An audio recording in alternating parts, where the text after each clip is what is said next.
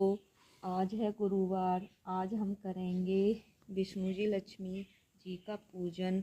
वैसे भी आज 1 तारीख है, नई साल है, तो दिन भी बृहस्पतिवार का पड़ रहा है, तो हमें विष्णु जी लक्ष्मी जी की पूजा करनी चाहिए और पूरे साल इनका व्रत भी करना चाहिए, क्योंकि ये इस वर्ष की शुरुआत बृहस्पतिवार से हो रही है।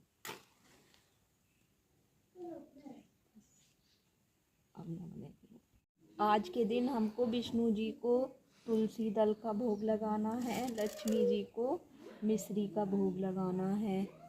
विष्णु जी लक्ष्मी जी को पीला चंदन जरूर अर्पित करना ना भूलें और गुड़ का भोग जरूर लगाएं।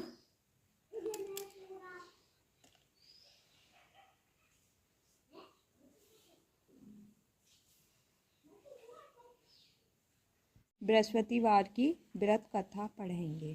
तथा जिसके घर में अन्न, वस्त्र और धन किसी वस्तु की कोई कमी नहीं थी, परंतु उसकी स्त्री बहुत ही लोभी और ईर्ष्या द्वेष करने वाली थी। घर में अन्न, वस्त्र और धन के भंडार भरे होने पर भी किसी निर्धन को कुछ नहीं देती थी। भिक्षा मांगने वाले को किसी न किसी बहाने से खाली हाथ लौटा देती थी। एक समय एक साधु महात्मा बृहस्पतिवार के दिन उसके द्वार पर आए और भिक्षा की याचना की। स्त्री उस समय घर के आंगन को लीप रही थी। इस कारण साधु महाराज से कहने लगी कि महाराज, इस समय तो मैं घर लीप रही हूँ, आपको कुछ समय लड़के को खाना खिला रही थी। कहने लगी, महाराज मैं क्या करूं, बच्चे को खाना खिला रही हूँ, इसलिए आपको भिक्षा नहीं दे सकती। तीसरी बार महात्मा आए तो उसने उसी तरह से टालना चाहा, किंतु महात्मा जी कहने लगे कि यदि तुमको बिल्कुल ही अवकाश हो जाए तो मुझको भिक्षा दोगी।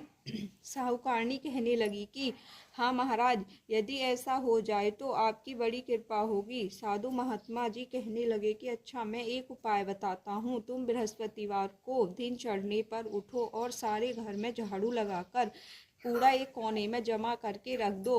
घर में चौका इत्यादि मत लगाओ। फिर स्नान आदि करके घर वालों से कह दो उस दिन सब हजामत अवश्य बनवाएं। रसोई बनाकर चूल्हे के पीछे रखा करो, सामने कभी ना रखो। सायंकाल को अंधेरा होने के बाद दीपक जलाया करो तथा बृहस्पतिवार को पीले वस्त्र मत धारण करो, ना पीले रंग की चीज़ों का भोजन करो। यदि ऐसा करोगी तो तुमको घर का कोई काम नहीं करना पड़ेगा। अगले बृहस्पतिवार को साहूकारनी ने ऐसा ही किया। बृहस्पतिवार को दिन चढ़े उठी, झाड़ू लगाकर कूड़े को घर में जमा कर दिया।